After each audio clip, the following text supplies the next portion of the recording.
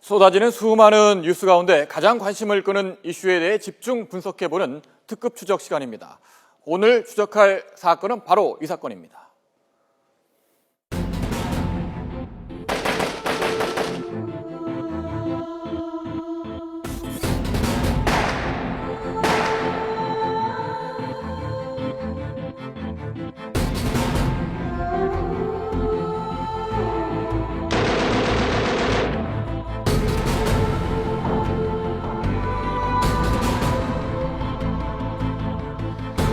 아들을 둘 가진 부모 입장에서 너무나 무서웠고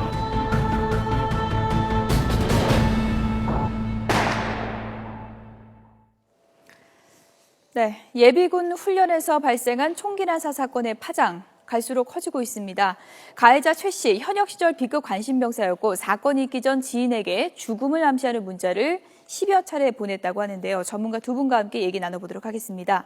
박상윤 변호사 그리고 자주국방 네트워크 이희로 사무국장 두 분 나오셨습니다. 예. 안녕하세요. 예, 안녕하십니까. 예. 네, 먼저 첫 번째 키워드를 좀 확인을 해보도록 하겠습니다. 네, 계획적 범행. 오늘 이제 브리핑이 있었고요. 뭐 자살을 암시하는 문자를 보냈다 이런 내용도 있었고 뭐 좀 계획된 범행이었다. 우발적이 아니라 계획된 범행으로 볼 수 있겠다 이런 내용이 있었는데요. 좀 계획적인 범행이죠. 이제 이 사격하기 전날 또 유서까지 자기에게 해놓고 네. 그리고 죽이겠다. 또 뭐냐 하면은 이게 이제 지1사로에 위치하면서 2, 3, 4로에 있는 사람들을 쐈거든요. 이걸로 봐서는 우발적이라고 볼 수 없습니다. 계획적으로 범행을 했는데 왜 이 사람이 이러한 범행을 했을까? 이 원인이 제일 중요한 것 같습니다. 이 사건이 발생한 훈련장에는 510명의 예비군이 있었고 어제 나오지 못했고 오늘 모두 퇴소했습니다. 저희 YTN이 그중 한 명을 만나서 긴박했던 사건 현장 어땠는지 들어봤는데 이야기를 들어본 뒤에 저희를 좀 더 이야기 나눠보도록 하겠습니다. 순간 아수라장이었죠. 굉장히 아수라장이었고 콩비박사? 일어나서 조준사격 취급을 해서 조준사격으로 해서 한 말 한 말 쏘는 거예요. 소리는 탕탕탕탕탕 이렇게 왔는데 그때 상황이 너무 긴박해서 정확하게 그럴 막까지 안 돼. 정확하게 기억을 하기로는 소리는 그렇게 났어요. 탕탕탕탕. 그 뒤에 어쨌든 간 내려가라는 지시가 있었던 거고. 네, 군 당국이 유족들이 참석한 가운데 오늘 현장 검증을 했습니다. 현장 검증, 그러니까 사건 현장이 처음으로 공개가 된 건데 화면을 보면서 이야기를 나눠보도록 하겠습니다. 네, 이 사무국장님, 현장 검증을 한다는 건 어떤 걸 의미하고 또 현장 검증 때 어떤 부분을 확인을 하게 되는 겁니까? 현장에서 범인이 어떠한 방식으로 이제 범행을 저질렀고 이제 그 부분을 처음부터 끝까지 이제 다시 재구성을 한번 해보고 그 과정에서 그 당시에 현장에 있었던 통제관들과 조교들의 과실이라든가 어떤 제도적 문제점이 없었는지에 대해서 짚어보기 위해서 사건 과정 전 과정을 다시 한번 재현해보는 거죠. 지금 화면이 나오고 있죠. 현장 검증. 자, 화면을 보면서 지금 일반인들 예비군 훈련 뭐 아는 분들 남자분들은 알겠지만 여성분들은 잘 모를 것 같고 어떤 화면인지 좀 설명을 해주실까요? 저기 번호는 1사로, 그러니까 총 20개의 사로라는 건 사격을 하는 그 좌석을 의미하고요. 좀 전에 나왔던 금속으로 되어 있는 저 막대기, 저기가 총기 거치대라고 합니다. 저기다 거치를 해놓고 통제관의 통제에 따라서 그 소총 좌우에 설치되어 있는 그 안전 고리를 걸게 돼 있습니다. 원래 그 상비사단이라든가 전방부대에 가면은 저런 고리 대신에 그 모든 그 사격장에서 입장하기 전에 빈 총 상태에서는 총구가 하늘을 향하게 돼 있고 사격장에 들어오게 되면은 절대 그 표적지 방향 이외로는 좌우로 총구를 움직일 수 없게 돼 있습니다. 그것을 고정하기 위해서 저런 장치를 만들었던 것인데 원래 원칙적으로는 어떤 그 통제관이라든가 조교에게 자신의 총기에 문제가 있다 혹은 어떤 의사소통을 하고 싶을 때는 그 엎드려 쏴서 해서 이제 왼발이나 오른발을 들게 돼 있는데 이러한 들게 되거나 이제 다른 어떤 행동을 했을 때 조교라든가 통제관이 가서 무슨 문제가 있는지 확인을 해보고 조치를 해야 되는데 이번 현장 같은 경우에는 조교하고 통제관이 불과 9명밖에 없었죠. 인원이 너무 적었기 때문에 그 가해자 최 씨가 총구를 돌리는 그 상황에 바로 능동적으로 대처를 못했던 것 같습니다. 지금 뭐 현장 화면이 계속 나오고 있습니다. 조금 전에 이제 번호가 뭐 1사로 이렇게 번호가 다 붙어 있다고 했는데 가해자 최 씨가 정확히 어느 지점 정도에 있었던 건가요? 전체 20개 사로 중에 가장 왼쪽에 있었습니다. 지금 화면에 나오고 있는데요. 저 자리는 원래 최 씨는 중간 정도 자리에 있었는데 예. 그 중간에 조교의 현장에서 나온 증언에 따르면은 예. 내가 1사로에서 쏘는 것이 가장 잘 맞더라라고 자리를 좀 바꿔달라고 요청을 했답니다. 예. 이게 원래 원칙적으로는 있을 수 없는 일인데 원래 예비군 훈련에서는 워낙에 약간 융통성이라는 것이 너무 많이 발현이 되기 때문에 예. 이것을 바꿔줬고 왼쪽에 있다 보면은 원래 가운데 있었으면은 최 씨가 오른쪽에 있는 사람들에 대해 사격을 할 때 뒤에 있는 사람들이 뭐 그 제압을 할 가능성을 걱정을 해야 되는데 네. 가장 한쪽에 있었기 때문에 이제 뒤를 걱정하지 않고 앞에 있는 사람들을 향해서 이제 무차별로 사격을 했던 것이죠. 예. 그렇군요. 지금 이삼호 국장께서는 3년 동안 예비군 소대장을 맡았으니까 이런 현장에 대해서 누구보다 잘 알고 계실 것 같습니다. 네. 자, 변호사님. 예. 그런데 말이죠. 지금 조교와 통제관들이 뭐 통제를 못하고 대피를 했다. 이렇게 군 중간 수사 결과 발표를 했는데 물론 10초에 걸친 짧은 너무 순간적으로 일어난 범행이었기 때문에 통제하기 어려운 건 이해는 되지만 어떻습니까? 저게 갑자기 일어난 일이라 전혀 예상치 못한 일이었기 때문에 예. 저게 그럴 수밖에 없는 사정도 있을 거라고 생각합니다. 예. 왜냐하면은 이게 갑자기 이 사람이 일어나가지고 막 쏘고 자기도 쐈거든요. 예. 그 상태에서 과연 사격 통제관과 그 지금 20개 사로에서 총을 쏘는데 예. 지금 6명뿐이 없다는 겁니다. 통제관 포함해가지고 예. 이 6명이 과연 저거를 제압할 수가 있겠습니까? 그 더구나 좌측 사로 맨 좌측 사로에서 총을 쏘는 이 사람을 제압하기는 상당히 어려웠을 거요. 다만 더 이상의 피해를 막기 위해서 예. 피해라, 예. 대피해라 이런 얘기는 했을 것으로 저는 생각이 듭니다. 그래서 예비군 사격장의 이번 기회에 어떤 전국 실태적인 문제점과 안전 대책 그리고 좀 사격을 할 때 좀 20개 사로보다는 조금 단계적으로 명수를 좀 줄이고 예. 한 사람마다 하나의 통제관이 좀 붙도록 이렇게 좀 안전관리 대책이 필요하다고 생각합니다. 예. 네, 지금 뭐 현장을 보니까 이게 사로가 쭉 붙어 있고요. 그 사건이 이제 발생했던 거를 다른 이제 예비군들도 다 봤을 텐데요. 많이 이제 충격을 받았을 것 같은데 그 500명에 달하는 그 사람들이 좀 감금 아닌 좀 감금을 당했다 그런 뭐 시각도 있는 것 같은데 어떻게 봐야 될까요? 군 입장에서는 그 예. 많은 인원들을 곧바로 퇴소 절차를 진행하지 않았던 것은 일단 현장에서 어떤 목격자들이 있을 것이지 않습니까?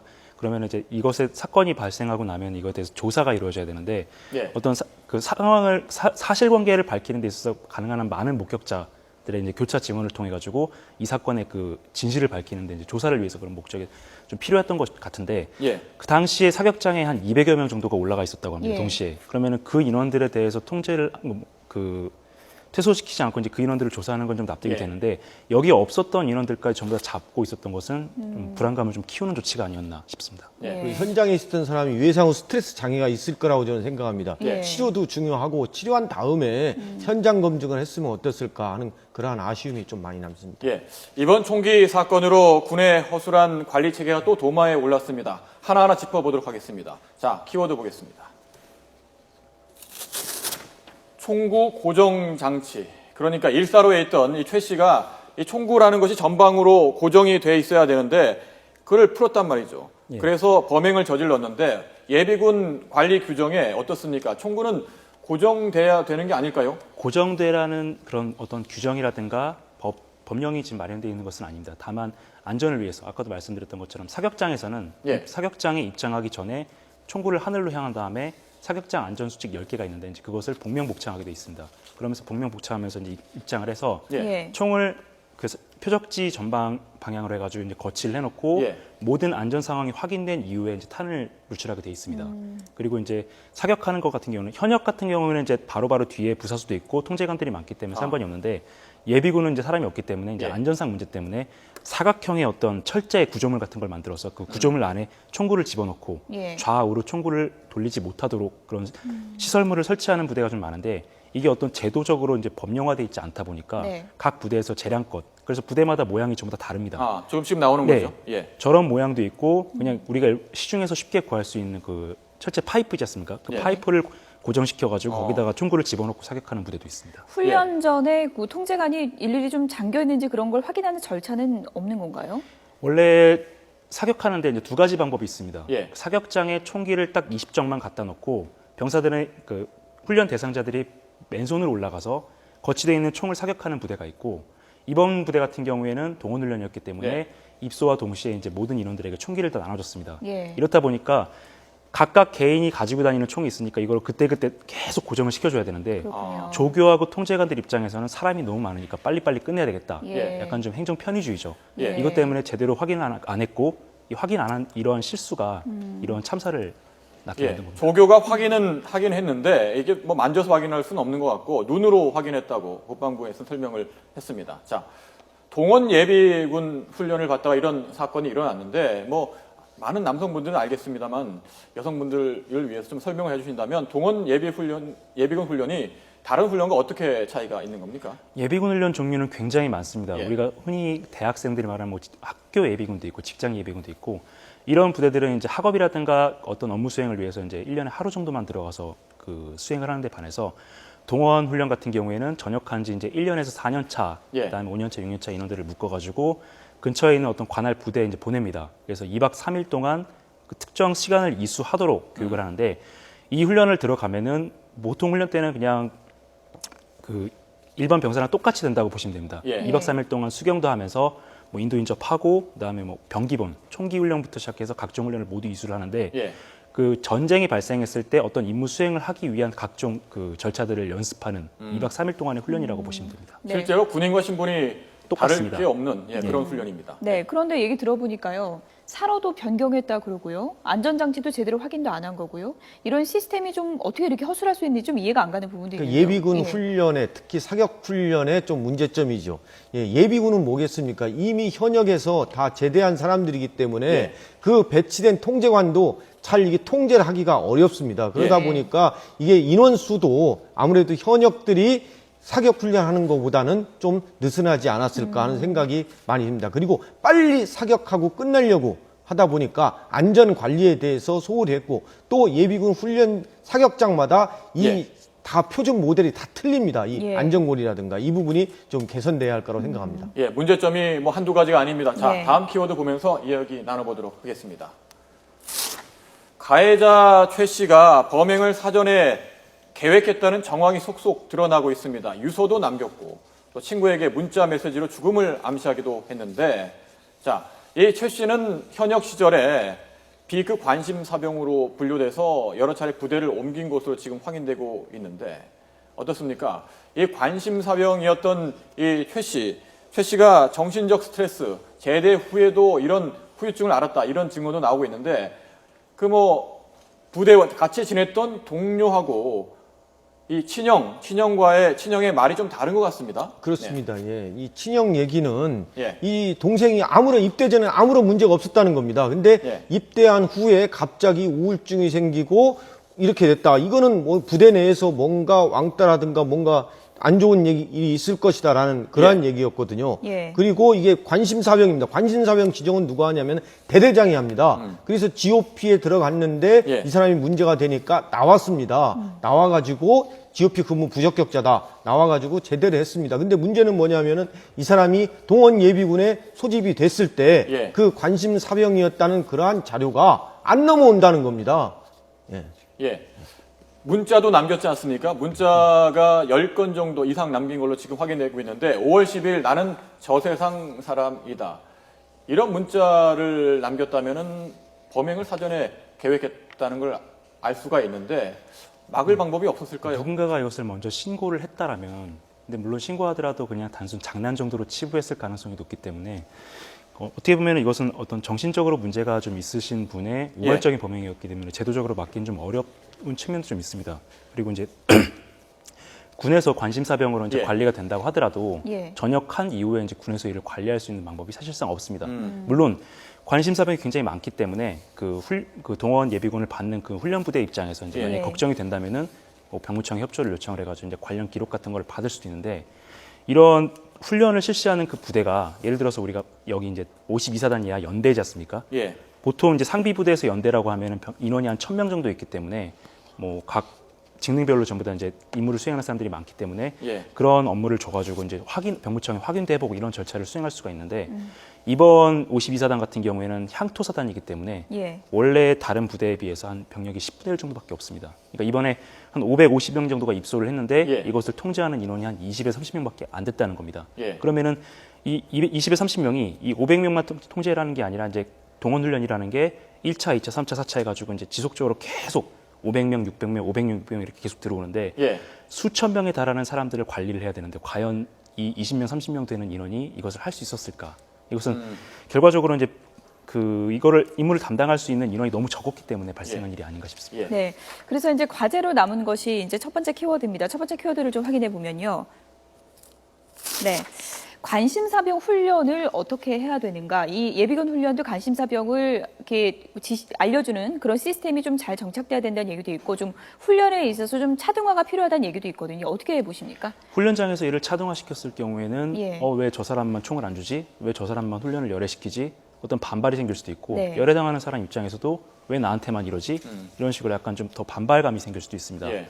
그래서 결국에는 그 예비군 훈련을 좀 더 체계적으로 바꾸고 그다음에 이를 통제할 수 있는 현역 간부들, 현역 병사들의 현역 요원들의 그 인원수를 좀 더 늘리는 방안이 필요한데 예. 이래서 국방부가 지금 현재 각 대대급으로 되어 있는 어떤 예비군 훈련장을 지금 개혁을 통해 가지고 각 지역별로 해서 대규모 훈련장으로 지금 통폐합할 계획이 있습니다. 예. 이러한 시스템이 갖춰지고 나서 이 부대 안에 이제 좀 더 많은 인원과 좀 더 많은 장비 그리고 이제 이런 안전사고를 이런 사고를 방지할 수 있는 어떤 그 장치 시설 같은 것이 설치가 된다면은 지금 현재보다는 상황이 좀 나아지지 않을까. 이 관심사병 등급 지정도 누가 하냐면요. 정신과 의사가 하는 게 아니라 대대장이 합니다. 예. 어떻게 보면 비전문가가 하거든요. 예. 그리고 군대에서 제대를 하면은 이거는 군 영역 바뀌거든요. 예. 근데 이러한 사람이 예비군 훈련에 총을 가지게 된다는 게 이게 문제입니다. 예. 그래서 총을 쏘는 경우에는 좀 한번 좀 정신과 진단을 좀 받게 하고 정신병력 치료 경력이 있는지 이걸 걸러주는 장치가 필요하다고 생각합니다. 예. 예. 현역대 관심사병이 누구였는지 국방부에서는 파악할 수 있는 시스템을 갖추고 있다고 하지만 말씀하신 것처럼 훈련 때 따로 훈련을 받게 한다든지 이렇게 된다면은 인권 침해 소지도 있는 것 같고 논란이 있을 것 같습니다. 자, 그런데 말이죠. 이번 사건의 피해자, 간접 피해자도 적지 않습니다. 510명이 훈련을 받고 있었고 이 과정에 그걸 목격한 분들 많고 외상후 스트레스 장애를 받는 분들이 많습니다. 자, 나라에서 이를 어떻게 보상을 해줄 수 있는 겁니까? 당연히 정신과 치료를 받게 하고요. 예. 또 그 치료비는 부담을 해야 한다고 생각합니다. 예. 이거는 어떻게든 간에 예비군 훈련장에서 일어난 일입니다. 예비군 훈련의 안전관리의 책임은 국가에서 져야 됩니다. 예. 당연히 네. 치료를 해줘야 한다고 생각합니다. 예. 그리고 이제 이번 사건 발생했을 때 이제 많은 분들이 이제 관심을 가졌던 부분이 이제 가수 싸이 씨가 조퇴한 부분에 대해서 이게 어떤 규칙에 의해서 가능한 것인가 이런 의문점을 갖는 분들도 많은 것 같아요. 어떤 상황으로 설명될 수 있는 겁니까?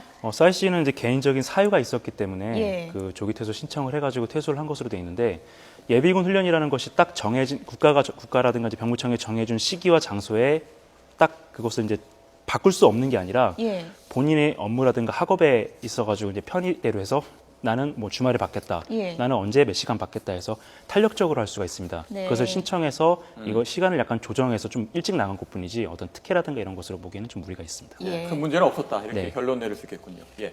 이번 사건은 예비군 사격 훈련의 규정 미비가 빚은 인재라는 지적이 많습니다.